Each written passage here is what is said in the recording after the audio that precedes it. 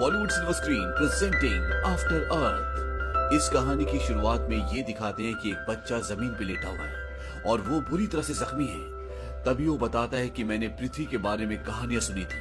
वो एक बहुत ही खूबसूरत प्लेनेट था, लेकिन इंसानों ने उसे तबाह और बर्बाद कर दिया। और आज से 1000 साल पहले पृथ्वी से सभी लोगों को एक दूसरे प्लेनेट पर बसाया गया और इस प्लेनेट का नाम था नोवा प्राइम। लेकिन यहाँ पर भी इंसान सेफ नहीं रह सके क्योंकि एलियंस ने उन पर हमला किया। दरअसल एलियंस ने खुद हमला नहीं किया, बल्कि उन्होंने बहुत ही खतरनाक जीवों को इंसानों को मारने के लिए भेजा और इन जीवों का नाम था अरसास। ये जीव बहुत ही खतरनाक थे, इनका मुकाबला करना इतना आसान नहीं था। लेकिन इनके अंदर एक कमी थी, ये देख नहीं पाते थे, यानी कि इनकी आंखें नहीं थी। ये इंसानों को उनके डर से पहचान लेते थे। जब इंसान डरते थे तो उनके शरीर से पसीना निकलता था और इसी से अरसास इंसानों को पहचान कर उन्हें मार देते थे। और अब एक बार फिर 1000 सालों बाद मानव जाति दोबारा से खत्म होने वाली है, जिस तरह से पृथ्वी पर होने वाली है। और रेंजर्स की टीम ने आज से 1000 साल पहले सभी लोगों को पृथ्वी से इस नए ग्रह जिसका नाम नोवा प्राइम है, यहाँ पर शिफ्ट कर दिया था। और अब दोबारा से रेंजर्स की जिम्मेदारी है कि वो इंसानों को एक बार फिर से इन एलियन के दैत्यों से बचा सके। अब जो ये रेंजर्स होते हैं, इसी में एक आदमी होता है जिसका नाम होता है साइपर रेज। साइपर रेज को इस प्लेनेट पर पहला अदृश्य इंसान कहा जाता है। अदृश्य इंसान का मतलब ये है कि जो ये एलियंस के बड़े बड़े दैत्य होते हैं, ये साइपर रेज को नहीं देख पाते।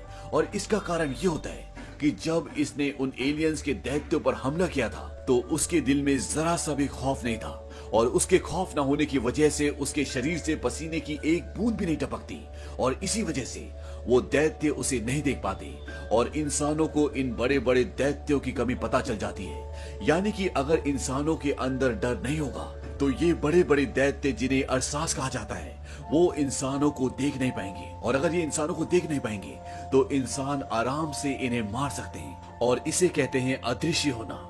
अब साइपर का एक बेटा भी होता है जो 9 साल का होता है और वो भी एक रेंजर बनना चाहता है और उसके लिए टेस्ट भी देता है और वो टेस्ट में हर एक एग्जाम को बहुत अच्छे से पास करता है। लेकिन वो ग्राउंड में यानी कि प्रैक्टिकल में कुछ भी अच्छा नहीं कर पाता और इसकी सबसे बड़ी वजह ये होती है कि उसकी बड़ी बहन सेंशी को एक अरसा ने मारा था और उस वक्त वो भी वहां पर था और वो उसकी रक्षा नहीं कर पाया।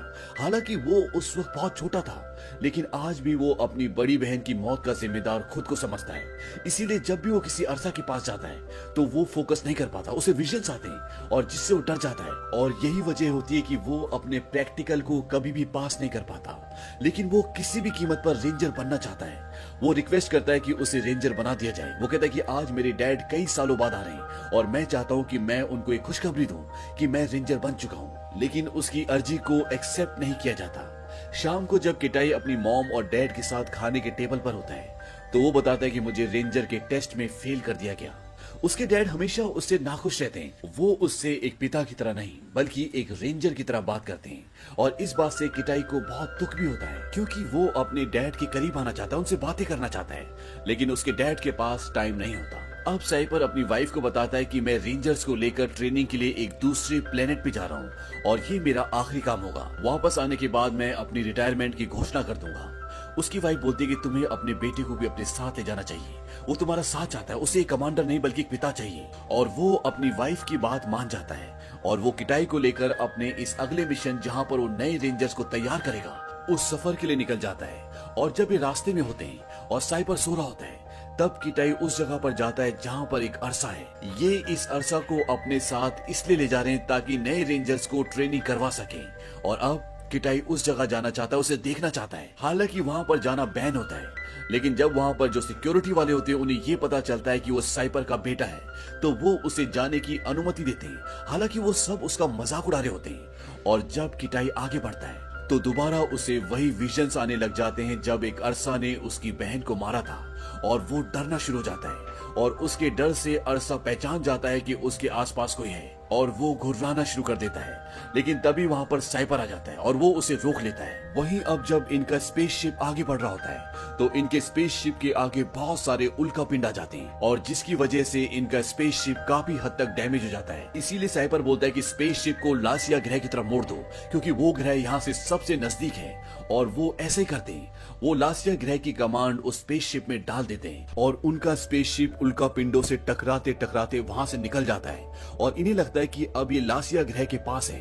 लेकिन जब ये कंप्यूटर पर चेक करते हैं तो वो लासिया ग्रह नहीं होता बल्कि कोई दूसरा ग्रह होता है और कंप्यूटर इन्हें निर्देश देता है कि इस ग्रह पर उतरने की कोशिश ना करें। ये एक बहुत ही खतरनाक ग्रह है, यहाँ पर कई तरह के वायरस हैं, बहुत ही खतरनाक जानवर हैं और इस ग्रह पर उतरना कानूनी अपराध भी है। साइबर बोलता है कि इस ग्रह पर हम नहीं उतरेंगे, लेकिन उसके जो पायलट होते हैं वो कहते हैं कि अब हम इसे नहीं रोक सकते, क्योंकि उल्कापिंडों से शिप को बहुत ज्यादा नुकसान पहुंचा है, जिससे उसका बीच का हिस्सा कुछ टूट भी गया है और इनका शिप उस ग्रह पर क्रैश हो जाता है। और क्रैश होने के बाद ये दिखाया जाता है कि इस स्पेसशिप में जितने भी लोग होते हैं सब के सब मारे जाते हैं और यहाँ पर सिर्फ दो ही लोग बचते हैं, एक साइपर जिसके दोनों पैर टूट चुके हैं, अब वो चल नहीं सकता, और दूसरा उसका बेटा किटाई। किटाई बिल्कुल ठीक होता है और साइपर अपने बेटे को ऊपर से कुछ लाने के लिए बोलता है। वो कहता है कि इससे हम संदेश पहुंचा सकते हैं ताकि हमें लोग बचाने के लिए आ जाएं। लेकिन जब वो उस चीज को उसके पास लाता है तो वो टूट चुकी होती है। साइपर कहता है कि ये जहाज हमारे स्पेसशिप दो हिस्सों में टूट चुका है और इसका दूसरा हिस्सा यहाँ से 100 किलोमीटर दूर है, जहाँ पर वो गैजेट है जिससे हम दूसरे लोगों को ये संदेश पहुंचा सकते हैं कि हम यहाँ पर हैं और अब तुम्हें वहां पर जाना होगा, क्योंकि हमारे पास कोई और चारा नहीं है और अगर तुम वहां पर नहीं गए तो इसका मतलब होगा कि हम दोनों यहीं पर मर जाएंगे। साइपर अपने बेटे किटाई को 6 इनहेलर भी देता है। वो कहता है कि इनमें से तुम अभी एक ले लो और हर 24 घंटे बाद तुम्हें एक लेना होगा। इनको लेने से तुम्हारे फेफड़ों में एक तरह की परत लग जाएगी और जब तुम बाहर जाकर सांस लोगे तो तुम्हें पर्याप्त मात्रा में ऑक्सीजन मिलेगा। वो उसे बताता है कि इस प्लेनेट की हर एक चीज तुम्हें मारना चाहती है, वो इसी तरह से विकसित हुई है और तुम्हारा लिया हुआ हर एक सही फैसला हमें जिंदगी की ओर ले जाएगा और गलत फैसला मौत की ओर। वो अपने बेटे को बोलता है कि तुम्हें पता है कि हम कौन से प्लेनेट पर हैं? वो कहता है नहीं। साइपर कहता है कि ये अर्थ है, ये पृथ्वी है। आज से 1000 साल पहले इंसान यहाँ पर रहा करते थे, लेकिन अब इंसान इस वातावरण में नहीं रह सकते। इसके साथ साथ वो अपने बेटे को ये भी बोलता है कि तुम्हारे सूट में हर तरफ कैमरास लगे हुए हैं, इसीलिए मैं तुम्हारे आसपास की हर एक चीज को देख सकता हूँ। और वो उसे अपना एक वेपन भी देता है और इस वेपन में कई सारे अलग अलग तरह के ब्लेड्स निकल सकते हैं जो तुम्हारी रक्षा करेंगे। और इसके बाद किटाई अपने सफर पर निकल पड़ता है। पृथ्वी इस वक्त पूरी तरह से हरी भरी होती है, यहाँ पर अनेकों प्रकार के पशु पक्षी भी होते हैं, लेकिन ये वातावरण और यहाँ के पशु पक्षी हर कोई इंसान को मारना चाहता है। ये सब हिंसक हैं और ये हाल पृथ्वी का इंसानों ने किया होता है। किटाई जब आगे जाता है तो उसके डैड उसे बताते हैं कि तुम्हारी तरफ कुछ आ रहा है। किटाई इस बात से डर जाता है और कुछ ही पलों के बाद उसके सामने एक बहुत बड़ा बंदर आता है। दरअसल ये अब पहले जैसे बंदरों की तरह नहीं है, ये खूंखार है। उसके डैड बोलते कि उसे कुछ मत करना, शांत रहो, लेकिन किटाई उसे भागने के लिए कहता है और जब वो नहीं भागता तो किटाई उससे एक पत्थर मारता है और इसके बाद वो बंदर आवाज लगाता है और वहां पर उसी की तरह बहुत सारे और भी बंदर आ जाते हैं और वो किटाई पर हमला करना चाहते हैं। किटाई के डैड बोलते कि पीछे की तरफ भागो, यहाँ से 250 मीटर दूर एक नदी है। और अब किटाई भागना शुरू करता है और वो सारे के सारे बंदर उसको मारने के लिए उसका पीछा करते हैं, लेकिन किटाई किसी तरह से उस नदी में कूद जाता है और इस तरह से उसकी जान बच जाती है। लेकिन नदी पार करने के बाद भी किटाई लगातार भाग रहा होता है। उसके डैड बोलते कि तुम बेवजह भाग रहे हो, तुम्हारे आसपास कोई भी नहीं है, लेकिन किटाई डरा हुआ होता है, इसीलिए वो भाग रहा होता है। और उसके डैड के चिल्लाने पर, गुस्सा करने पर किटाई रुक जाता है, लेकिन अभी भी उसके चेहरे पर डर होता है। तभी साइपर बोलते कि तुम्हारे खून में बदलाव आ रहा है। दरअसल उनके पास किटाई की पूरी रिपोर्ट आ रही होती है और जब किटाई अपने हाथ पर देखता है तो उसके हाथ पर एक कीड़ा चिपका होता है और वो उसे काट रहा होता है। किटाई उस कीड़े को अपने हाथ से अलग करता है, लेकिन अब जहर उसके शरीर में फैलना शुरू हो जाता है, उसे धुंधला दिखना शुरू हो जाता है। तभी उसके डैड साइपर बोलते हैं कि अपनी मेडिकल किट निकालो और वो अपनी मेडिकल किट निकालता है। उसके डैड बोलते हैं कि इसमें जो पहला इंजेक्शन है उसको अपने दिल में लगाओ, लेकिन किटाई को सब कुछ धुंधला दिख रहा होता है, लेकिन फिर भी वो बड़ी मुश्किल से पहला इंजेक्शन अपने दिल में लगा लेता है। इसके बाद उसके डैड बोलते हैं कि दूसरा इंजेक्शन भी अपने दिल पर लगाओ, लेकिन इस बार उसके हाथ काम करना बंद हो जाते हैं। उसके डैड बोलते हैं कि जैसे तुमने इंजेक्शन पकड़ा है उसी तरह से जमीन पे गिर जाओ ताकि उसके गिरने से इंजेक्शन उसके दिल में लग जाए। और ऐसे ही होता है, वो उसी तरह से जमीन पर गिर जाता है और इंजेक्शन उसके दिल पर लग जाता है। और अब किटाई बेहोश हो चुका है और यहाँ पर तापमान बहुत जल्दी से गिरना शुरू हो जाता है और किटाई अगर होश में नहीं आया तो वो ठंड से जमकर मर जाएगा। और ये इस फिल्म का, इस कहानी का पहला सीन होता है जब एक बच्चा जमीन पर लेटा होता है और वो ये सब कुछ सोच रहा होता है। अब कहानी आगे चलती है और उसके डैड बोलते कि अपनी आंखें झपकाओ। वो बड़ी मुश्किल से अपनी आंखें झपकाता है। इसके बाद उसके डैड बोलते हैं कि यहाँ से गर्म जगह 9.7 किलोमीटर दूर है और अगले 50 मिनट में तुम्हें वहाँ पहुँचना होगा। और किटाई वहाँ से भागना शुरू करता है। वहीं दूसरी तरफ ये दिखाते हैं कि साइपर के पैर में जो चोट लगी है, जो उसकी हड्डी टूटी है, वो सूजना शुरू हो जाती है, उसे बहुत दर्द हो रहा होता है और अगर वो चाहे तो मशीन्स के थ्रू वो अपनी हड्डी को जोड़ सकता है, लेकिन इसके लिए जो उसे पेन किलर का इंजेक्शन लेना पड़ेगा, उससे वो बेहोश हो जाएगा। और अगर वो बेहोश हो गया तो उसके बेटे पर कोई भी नजर रखने वाला नहीं होगा, उसे गाइड करने वाला कोई नहीं होगा, इसीलिए वो दर्द सह रहा होता है। और साथ ही साथ उसको अपनी बड़ी बेटी भी याद आ रही होती है जिसे एक अरसा ने मार दिया था।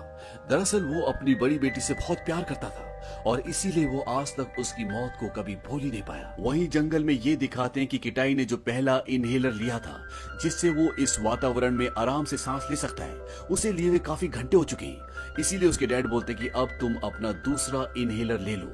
और जब वो इनहेलर का बॉक्स निकालता है तो वो देखता है कि 5 में से 2 इनहेलर टूट चुके होते हैं, लेकिन वो अपने डैड को नहीं बताता कि 2 इनहेलर टूट चुके हैं, क्योंकि अगर उसने बताया तो उसके डैड उसे वापस बुला लेंगे और उनका मिशन खत्म हो जाएगा और ये दोनों यहाँ पर ऐसे ही मर जाएंगे।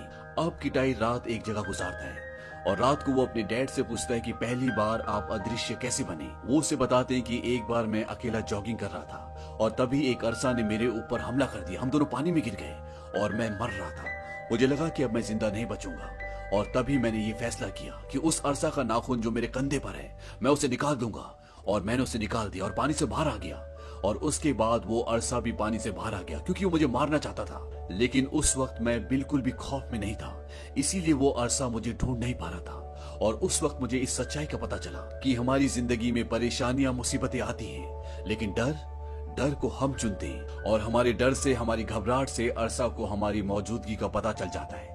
और इस विचार के बाद हम इन एलियंस के दैत्यों से, जिन्हें हम अरसास कहते हैं, उन्हें हराने के काबिल बन सके। अब सुबह किटाई आगे बढ़ता है और वो एक झरने के पास पहुंच जाता है। उसके डैड उससे पूछते कि तुम्हारे पास अभी क्या क्या सामान बचा है। वो कहता है कि मेरे पास आधी दवाइयां बची है, पूरी रोशनी बची है और मेरे पास 4 इनहेलर बची है। लेकिन इनहेलर को बताने से पहले वो थोड़ा सा रुक जाता है। उसके डैड को शक होता है। वो बोलते कि मुझे इनहेलर दिखाओ और जब वो दिखाता है तो वो देखते हैं कि उसके पास 2 ही इनहेलर बचे हैं और इन दोनों के साथ वो अपनी मंजिल तक नहीं पहुंच सकता। उसके डैड बोलते कि तुम वापिस आ जाओ, ये मेरा ऑर्डर है। और इसके बाद किटाई को वो लम्हा याद आता है जब उसकी बहन और वो कमरे में थे और वहां पर एक अरसा आ गया था। उसकी बहन ने उसे एक बहुत बड़ी बॉल के अंदर बंद कर दिया था और उसे कहा था कि मेरा ऑर्डर है, तुम यहाँ से बाहर नहीं आओगे। और वो बाहर नहीं आता और उसकी बहन को अरसा मार देता है। हालांकि किटाई उस वक्त बहुत छोटा था, लेकिन फिर भी वो अपने आप को अपनी बहन की मौत का कारण समझता है और वो अपने डैड को बोलता है कि मैं जा सकता हूँ। उसके डैड उसे मना करते हैं क्योंकि इतनी ऊंचाई से कूदने के बाद वो वापस नहीं आ सकता क्योंकि ये झरना बहुत ऊंचा होता है। लेकिन किटाई अपने पिता का ऑर्डर नहीं मानता और वो उस ऊंचे झरने से कूद जाता है। अब जो उसने सूट पहना होता है वो एक फ्लाइंग सूट बन जाता है और जब ये हवा में तैरता हुआ नीचे उतर रहा होता है तभी उसके डैड बोलते हैं कि तुम्हारे पीछे कोई आ रहा है। और जब किटाई पीछे देखता है तो उसके ऊपर से एक बहुत बड़ा पक्षी उसे खाने के लिए आ रहा होता है। लेकिन किटाई किसी तरह से अपने आप को बचाता हुआ नीचे उतरता है, लेकिन वो पक्षी उसे पकड़ लेता है। और जब किटाई को होश आता है तो वो उस विशाल पक्षी के घोंसले में होता है जहां पर उसके छोटे छोटे बच्चे भी होते हैं। और इसके बाद वहां पर बहुत बड़े बड़े जानवर यानी लेपर्ड जैसे जानवर आ जाते हैं और वो उस विशाल पक्षी के बच्चों को खाना शुरू कर देते हैं। लेकिन किटाई उनकी जान बचाना चाहता है, इसीलिए वो जानवरों को भगाना चाहता है, लेकिन वो जानवर उस पक्षी के लगभग सभी बच्चों को मार देते हैं। हालांकि किटाई पूरी कोशिश करता है लेकिन वो उन बच्चों को नहीं बचा पाता और इसके बाद वो नीचे उतर जाता है। वो बड़ा पक्षी इसके बाद किटाई को कुछ नहीं करता और किटाई यहाँ से अपने आगे के सफर पर निकल जाता है। लेकिन अब किटाई का अपने डैड से संपर्क टूट चुका है, वो उनसे बातें नहीं कर सकता। यहाँ पर उसके डैड को एक और चीज दिखती है। दरअसल उन्होंने वहां पर फ्लाइंग कैमरास भी छोड़े होते हैं और उन कैमरास में उन्हें दिखता है कि उनके जो बाकी के क्रू के मेंबर्स होते हैं उन्हें किसी ने मार दिया होता है और उन्हें मारा होता है अरसा ने। दरअसल जिस अरसा को ये प्रैक्टिस के लिए अपने साथ ले जा रहे थे अब वो छूट चुका है, लेकिन किटाई को ये बात नहीं पता और उसके डैड उसे बता नहीं सकते क्योंकि इन दोनों का संपर्क टूट चुका है। वहीं दूसरी तरफ किटाई बहुत लंबा सफर तय करता है और अब एक बार फिर से उसका ऑक्सीजन खत्म होना शुरू हो जाता है और उसके पास सिर्फ एक ही इनहेलर बचा है और वो उसे भी इस्तेमाल कर लेता है। और जब वो आगे बढ़ता है तो वहां पर टेम्परेचर गिरना शुरू हो जाता है। वहां पर टेम्परेचर लगातार कम हो रहा होता है और ठंड इतनी ज्यादा बढ़ जाती है कि किटाई बेहोश हो जाता है। तभी ये दिखाते हैं कि वहां पर कोई आता है, लेकिन किटाई को कुछ भी दिख नहीं रहा होता। और जब सुबह उसकी आंखें खुलती है तो वो देखता है कि उसके चारों तरफ लकड़ियां होती हैं। और जब वो वहां से बाहर निकलता है तो वो देखता है कि उन लकड़ियों के ऊपर वही विशाल पक्षी लेटा होता है जिसके बच्चों को उसने बचाने की कोशिश की होती है। लेकिन वो पक्षी पूरी रात ठंड में पड़े होने की वजह से मर चुका होता है, लेकिन उसने अपनी जान देकर किटाई की जान बचा ली होती है। और किटाई इसके बाद वहां से भी आगे निकल जाता है और कुछ ही देर का सफर करने के बाद वो अपने शिप के उस दूसरे हिस्से तक पहुंच जाता है जिसे ढूंढने के लिए वो इतना दूर आया है। वो जल्दी से अंदर जाता है और एक इनहेलर निकालकर अपने आप को ऑक्सीजन देता है। और अब वो बीकन को भी ढूंढ लेता है। बीकन वो यंत्र होता है जिससे वो अपने डैड से संपर्क कर सकता है, जिससे वो दूसरों तक ये मैसेज पहुंचा सकता है कि हम इस प्लेनेट पर फंसे हुए हैं। सबसे पहले वो अपने डैड से संपर्क करता है। उसके डैड उसकी आवाज सुन लेते हैं, लेकिन वो अपने डैड की आवाज नहीं सुन पा रहा होता। किटाई ये भी देखता है कि अरसा वहां से भाग चुका है और क्रू के सभी मेंबर्स को मार चुका है। अब वो पूरी तरह से सोच में पड़ जाता है और उसे अपने डैड की बातें याद आती है और वो उसी तरह से सोचना शुरू करता है जिस तरह से उसके डैड उसे बताते थे। वहां से उसके डैड उसे गाइड कर रहे होते, लेकिन वो उनकी बात नहीं सुन रहा होता, लेकिन वो उनकी तरह सोच रहा होता है। इसलिए जैसे जैसे उसके डैड बोल रहे होते हैं वैसा वैसा वो भी कर रहा होता है। और किटाई जब चारों तरफ देखता है तो उसे एहसास होता है कि ऊपर एटमॉस्फेयर में एक इलेक्ट्रिक परत है जो सिग्नल्स को ब्लॉक कर रही है। और अगर उसे सिग्नल को दूसरों तक पहुंचाना है तो सामने एक बहुत ऊंचा पहाड़ होता है, उसे उस पहाड़ पर जाना होगा। और किटाई उस पहाड़ की तरफ चलना शुरू कर देता है, लेकिन उसके दिल में अरसा का डर भी होता है और वो भागना शुरू कर देता है। और भागते भागते वो ऊपर पहाड़ पर भी चढ़ रहा होता है और अब अरसा को पता चल जाता है कि यहाँ पर कोई इंसान है और वो उसका पीछा करना शुरू कर देता है। और जब वो एक गुफा के अंदर जाता है तो अरसा उसके सामने आ जाता है। अरसा उसे कई बार मारने की कोशिश करता है, लेकिन किटाई किसी न किसी तरह से बच जाता है और वो उस गुफा से उस चट्टान के ऊपर आ जाता है। लेकिन अभी भी अरसा उसके पीछे होता है। यहाँ से किटाई कई बार सिग्नल भेजने की कोशिश करता है, लेकिन सिग्नल नहीं जा रहे होते। और तभी अरसा वहां पर आ जाता है और वो उसे जख्मी कर लेता है। और तब उसे वो विजन्स आते हैं जब उसकी बहन को एक अरसा ने मारा था और वो कुछ नहीं कर पाया था। और वो एकदम शांत हो जाता है और उसे अपने डैड की कुछ बातें भी याद आती है कि हमें भविष्य में नहीं बल्कि इस पल में रहना चाहिए। मुसीबतें आती हैं, लेकिन डर इंसान खुद लेकर आता है। और इसके बाद उसके दिल से दिमाग से पूरी तरह से डर निकल जाता है। और जैसे उसके दिल से डर निकलता है, अरसा अब उसे नहीं देख सकता, उसके एहसास को महसूस नहीं कर सकता। और अब जहां अरसा इसके लिए दैत्य था, अब ये बच्चा अरसा के लिए एक दैत्य बन चुका है। डर के आगे जीत है और ऐसा ही होता है। वो अरसा को बहुत बुरी तरह से मार देता है और इसके बाद उसके पास जो बीकन होता है वो उससे अपने लोगों को ये इंडिकेशन भेजता है कि हम अर्थ पर फंसे हुए हैं। और वहां से लोग आते हैं और इन दोनों को यहाँ से बचा कर ले जाते हैं। और अंत में ये दिखाते हैं कि किटाई और उसके पिता के बीच में जो दूरियां होती हैं वो भी अब पूरी तरह से खत्म हो चुकी है। साइपर जख्मी होने के बाद भी अपने पैरों पर खड़े होकर अपने बेटे को सैल्यूट करते हैं, क्योंकि उन्हें अपने बेटे पे गर्व है। और इसी के साथ ये फिल्म, ये कहानी यहीं पर खत्म हो जाती है। ये फिल्म सन 2013 में रिलीज हुई थी और इस फिल्म का बजट था $130 मिलियन और इस फिल्म ने बॉक्स ऑफिस पर कमाई की थी $244 मिलियन की। इस फिल्म में साइपर के कैरेक्टर को निभाया था विल स्मिथ ने और उनके बेटे किटाई के कैरेक्टर को निभाया था जेडन स्मिथ ने, जो असल जिंदगी में भी विल स्मिथ के बेटे ही हैं। उम्मीद करते हैं कि ये कहानी आपको पसंद आई होगी।